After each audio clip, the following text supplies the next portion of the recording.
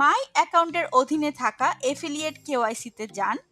আপনার ডকুমেন্টের ধরন পরিচয়পত্র, পাসপোর্ট বা ড্রাইভিং লাইসেন্স থেকে যে কোনো একটি সিলেক্ট করুন। তারপর আপনার ডকুমেন্ট নাম্বার লিখুন। ডকুমেন্ট নাম্বার উল্লেখ করা বাধ্যতামূলক। আপনি যদি আপনার ড্রাইভিং লাইসেন্স বা পাসপোর্ট দিয়ে ভেরিফাই করে থাকেন, তবে আপনার ড্রাইভিং লাইসেন্স বা পাসপোর্টের মেয়াদ শেষ হওয়ার তারিখ উল্লেখ করুন।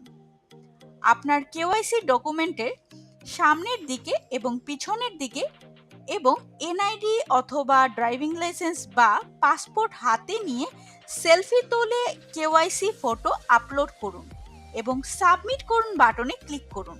আপনার অ্যাকাউন্ট এখন ভেরিফিকেশন সম্পন্ন হয়েছে।